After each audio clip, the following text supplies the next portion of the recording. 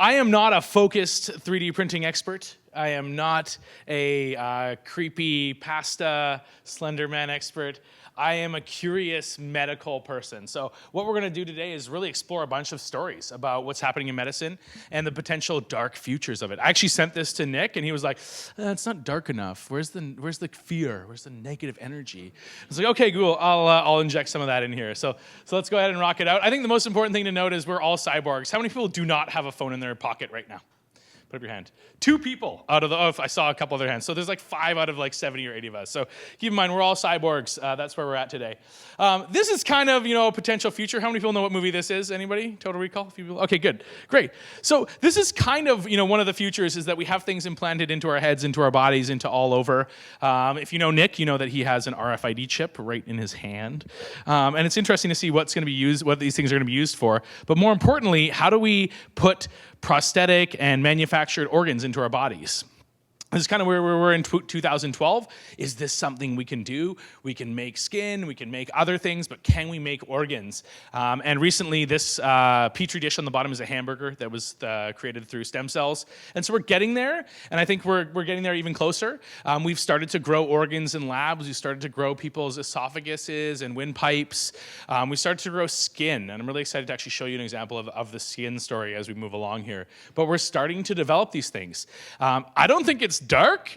Nick would like me to portray it as dark, but hey, it's really positive. We don't have to find dead bodies with living organs in them to give them to other people. We can actually grow them using your own DNA, so it's going to match. Rejection's going to be a lot lower. That's kind of where we're getting to and where we're at.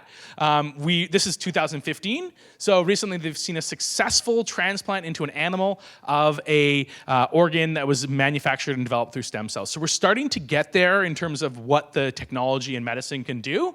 I think there is a dark future here, though. What happens as you start to rely more and more on technology to produce and create biological agents? How many people know whose hand this is? Anybody? Come on, yell it out. It's Luke Skywalker's hand, exactly. Sorry, Wayne. Wayne's a huge Star Wars fan. So this is Luke Skywalker's arm. It might seem like this is the near future in a galaxy far, far away, but this is so close to where we're at. In fact, there are people who have manufactured hands. How many people have used this before? I've used this before. This is one of my favorite medical things you can buy right now. It is literally skin that you generally place over a burn or a blister, that kind of thing. And it works really well. If you don't know about this and you've had those experiences, buy this stuff. But we're growing beyond this. This is basically just a filament that you kind of like paste on yourself, and it turns into sort of skin. But it's not really quite there. But we are getting there, and there's some serious things that are happening. This is them doing some experiments on people's hands, trying to take care of burn issues with people. And I think this is actually the most powerful slide I have in the whole presentation. So this is a little boy, and I'm sorry to show it to you, but it is the most powerful and important slide I have to show you. This is real. He experienced those burns, he had those skin grafts, and ultimately they sprayed skin on his body, and on the right-hand side you see the outcome of that medical procedure. And I think that to me is just so exciting. And I'm going to show you a couple other things that I'm really excited about. And sorry, it's not so dark, but I think there is a lot of optimism in medicine around technology and what can happen. Of course, there's some darkness, and we're going to explore that in a little bit as well.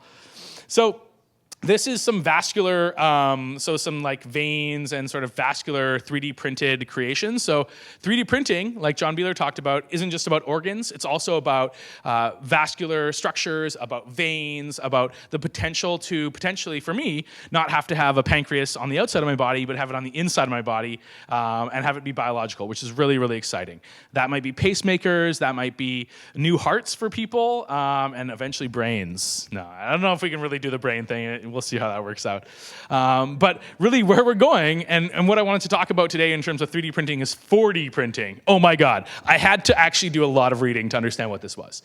So the idea behind 4D printing is that you basically 3D print something that can actually create itself. It can change and alter based on the environment that's around it. And that to me is extremely exciting. It's exciting in a lot of different ways, but one of the ways I think about is I think about nanobots and nanotechnology inside our bodies. I think about putting something inside our bodies that's intelligent enough to read what's going on inside our bodies and then changing and transforming into what we need in order to survive. And that gets me really, really excited. Nanobots that are intelligent, that change, that reprint themselves and reorient themselves is exciting.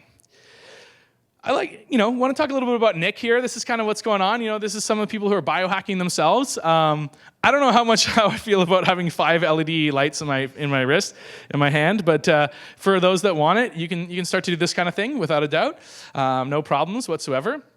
You can also be this guy right here, and you can have an RFID chip put into your hand. The question is, what the heck is it for? You know what I hope it's for? The elimination of business cards. I don't like bump. I don't like all that stuff. I have the business card in my hand. You scan it. You got all my info. I think that's actually the killer app for business cards. So everyone's like, well, how do we solve business cards?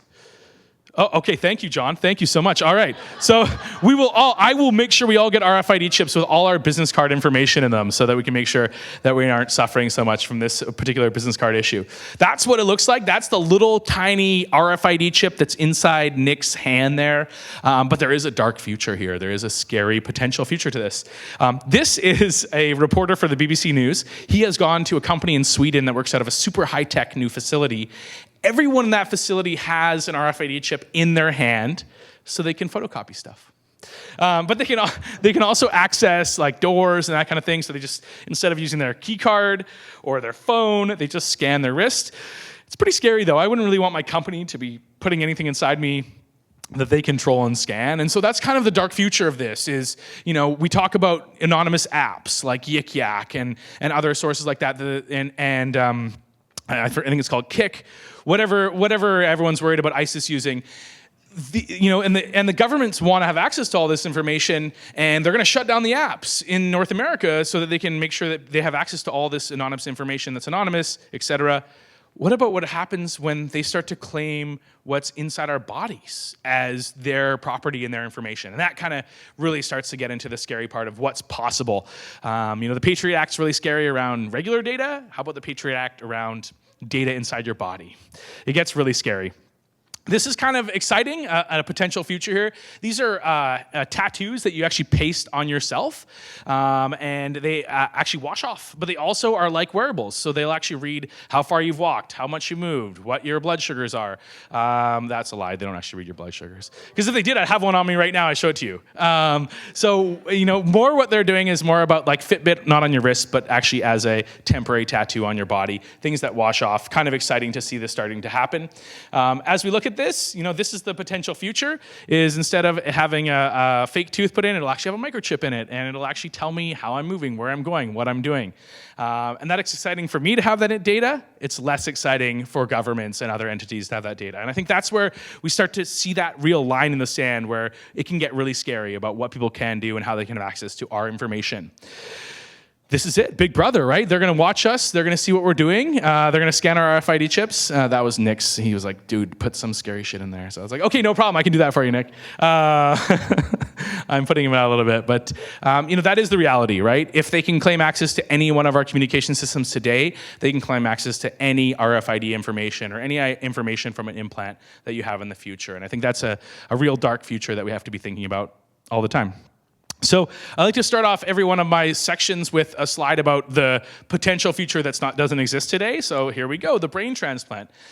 This is kind of exciting to me. I am a type 1 diabetic. So generally in the old school method, on the left-hand side here, you see what people do. They prick themselves. They put their blood onto a little sensor. It tells them what their blood sugar reading is. In the newer version, we have this, obviously, model showing us a little bit about having her insulin pump. So this is kind of like an IV. Inside all of you healthy folks, you have a pancreas. It operates and manages your blood sugar and knows what's going on and injects insulin into your body. For those of us that don't, for some reason our insulin doesn't work, so we have basically an IV that lives outside of our body. This right here is a wonderful, wonderful tool. It eliminates this whole blood pricking process. Every 5 minutes, it senses your blood, and it sends the reading to your pump. In Canada, where we have an amazing, probably one of the best medical systems in the world, that's covered. That is not covered. So for $80 to $100 a week, you can have constant, or CGM, constant glucose monitoring. I'm really excited about what Google is doing in this space. But I'm also excited about insulin, because insulin is also very expensive, not in Canada because we have great medical coverage, but all over the world, insulin is a very expensive product. And so people are actually creating open source insulin that people can manufacture for much cheaper to empower other people and keep them healthy and safe. But Google Health, the first thing they're doing is they're working to eliminate that sensor. And it'll probably cost more or the same. But what they're doing is they're creating a contact lens. And within that contact lens, I put that on my eye. It actually reads my blood sugar levels every minute or 5 minutes, and it sends that information to my pump. And eventually, you can actually automate the process of what the artificial pancreas or the insulin pump does for somebody who is a type 1 diabetic. And that's kind of exciting. That also speaks to a little bit about giving control over to the machines, right? Giving control over to the automated systems that scan and monitor blood sugar levels and then tell a machine what to do. And I think that's where we start to get into some really scary positions and places. But this is really exciting. Google Health is going to roll it out. And hopefully I'll be able to show you this in 12 months or something on my eyeball. All right. That's the wrong button. All right, so how many people have seen this guy before? Nick obviously has. Thanks, Nick, for this tip. So this guy has created a chlorophyll-like product that he actually puts on his eyeball. You can see it on the left-hand side, and he has night vision temporarily. So I don't know about you guys. I've taken the whole tests in the eye doctor, and they put the drops in. That opens your pupil a bunch. This opens your pupil a shit ton. And so that's how this guy is able to have night vision for a temporary period of time. And we start to see some of the more, I would call it a topical treatment, right? He's not injecting anything. He's not doing anything deeply in his body, but he's able to actually alter his personal ability and his ability to experience the world through technology. This was actually supposed to be, what was this supposed to be, Beeler? What was our plan? It was something different than this. Oh yeah, this is supposed to be In Time. Have you guys seen In Time, one of my favorite sci-fi movies about the future? Yeah, so the idea behind this is we put all this stuff in our bodies, but it all needs batteries, right? So if it runs out of batteries, we're fucked. If you haven't seen In Time, check it out. It's a wonderful film. It's available on Netflix. Pardon? Yeah, Timberlake is the main dude. It's all about this future where the whole economy is based on time and you die if your time runs out. And that's a little bit about this whole battery concept. When we start to depend on technology and products that rely on batteries and energy, we start to move into a very risky phase. If your pacemaker stops working and you have a heart attack, you're gonna die. And so that kind of stuff really puts some fear into my heart and makes me question how we implement technology into our bodies, into our biological systems. How many people have seen this before? If any woman puts up their hand, I'll give you $100, I promise. So I don't know if you guys know about YouPorn and Pornhub, obviously you do. Both of those sites saw a massive decrease in traffic on the day that Fallout 4 was released. It was about 2 weeks ago. I will attest, I have played way too much Fallout 4. This is Fallout 4. In it, it's a post-apocalyptic future, and they have power armor that people put on and they wage war against each other. So this is the potential dark future, but what's really exciting is how this empowers and enables other people. So this is a young woman, she has no left arm, and this is her arm. And one of the cool things that's happening right now, and you might already know about this, is the mental technology that's going into this. So what they do is they train people like her and Johnny here, and what they do is they put a brain scanner on their head, and they say, imagine you're moving your non-existent left hand. Imagine you're moving it up. Imagine moving it down. And they record all of this information. And then they put an arm on Johnny, and they hook it up to his brain. And when he thinks his arm is moving left, it moves left, his cybernetic arm. When he thinks it's moving right, it moves right. And this is really exciting for me. This is what I love about the future of medicine. It's not so much about helping a diabetic like me. It's about helping people who maybe today or maybe never had the ability to walk around, the ability to experience life in the same way the rest of us do. These are exoskeletons. This is kind of something that's happening in a big way. They're not cheap, and mainly it's due to battery technology that they're happening. Before they used to be attached to the wall, you had to plug them in. Now they're actually battery operated. This allows people like Matt to walk. Matt got in a car accident. He was driving a car and it went off a cliff. He hasn't walked in 10 years. This machine allows him to walk. I'm not going to play the videos. I have a bunch of videos. I decided not to play them and just to yak on and on. But these people are able to walk, and that's just so exciting to me. Imagine if you've never walked in your life and you get into this exoskeleton and you're able to stand up and you're able to walk. And that leads me to something else that I'm really excited about for people who haven't experienced things or have challenges. This looks like some kind of Oculus Rift experience for X-Men, but you get the idea. This young lady is experiencing something. We don't know what it is. And she's probably an able-bodied person. I think I'm more interested in people who are not able-bodied and what they can do and what VR and AR technology can do to empower them. To Patrick's point, there's going to be some awesome, scary moments for all of us. A lot of what's happening in VR and AR right now is experiences where you are frightened and you do experience very scary things because it's good feedback and it helps people understand the power of the technology. What I'm really excited about is this. I don't know if you guys have seen this. So what this is one of the first 360 videos that ever appeared on Facebook. And what it is, it's people up in the glacier skiing. And all I can imagine when I see this is, one, going up and skiing, obviously, and hitting the powder, but two, putting somebody who's never skied in their life, maybe they can't afford it, maybe they can't physically do it, into a seat, putting the VR and AR helmets on their heads, this is a bit more about mental health, and blowing a fan in their face, and that just excites me about the potential of this technology for people to experience things that they never could experience for financial or for health reasons. So this is really exciting. This is an interesting sidebar. Nick's like, does this really relate to health? I'm like, no, I don't think so. But this is the Oculus Rift-powered police officer. So you can see the man in the background on the left. He is actually powering this police robot. And this is kind of the scary future of these technologies, is disembodied people making decisions and taking actions in places without sort of the human element of it, right? We think about drones and drone attacks, like that's scary. People are disconnected from the reality of the actions they take. And I think this is something that we need to be a little bit concerned about. It is a potential future, and maybe it leads to this. Good old Arnold. So I'm going to end on this, a little bit about medical futures outside of our bodies, right? How about when we genetically modify the environments around us? So mosquitoes, they translate a lot of malaria, I think Lyme disease, a few other things.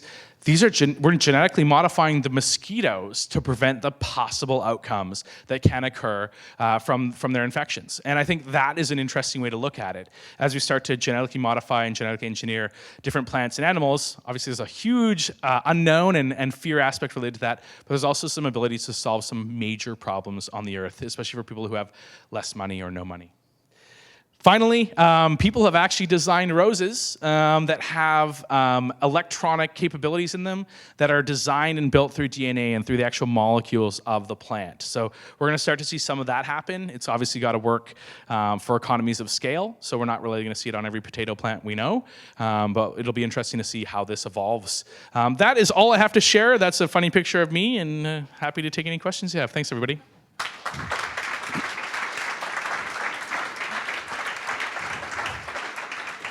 Any slide that had optimism on it, I could completely retell the story with a completely bad element to it. Like killer exoskeletons, killer skin grafts, killer eyeballs. I don't know. Anyway, Kemp Edmonds, anyone got a question? Yes, down the front here.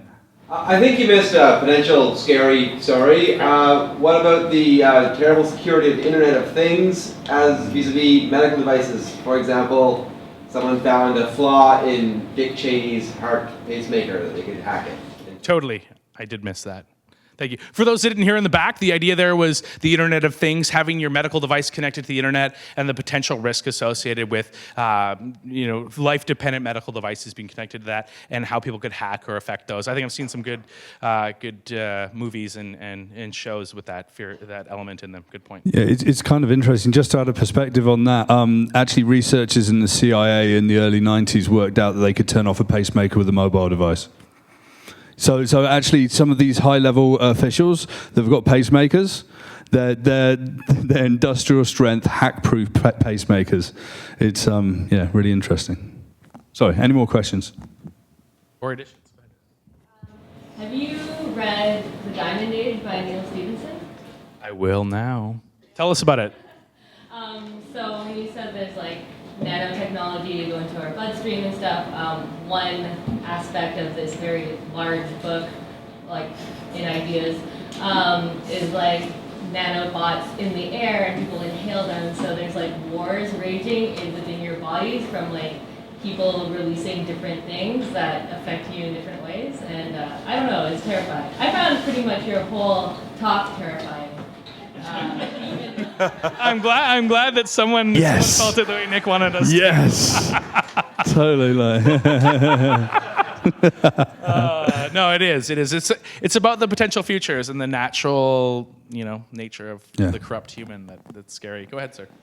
I tell you, what worries me is none of these companies are philosophers debating the morals of good and evil, but it's all technology, almost for technology's sake, because you can't do it. And at what point do you say, just because we can, should we do it? And where's your philosopher in the corner saying, well, let's have a debate? Well said. Yeah, very good point. And I think we won't see those philosophers emerge for decades, probably. Like, we can all sit and think about it and talk about it over some beers, but businesses and companies are going to be going for the gold, and I don't really see them thinking too much about it for quite a while. And that's a scary thought. Any other comments, additions, questions? We have some more great presenters, so I want to thank everybody. Thanks. Everyone, Kemp Edmonds. Thank you very much, Kemp.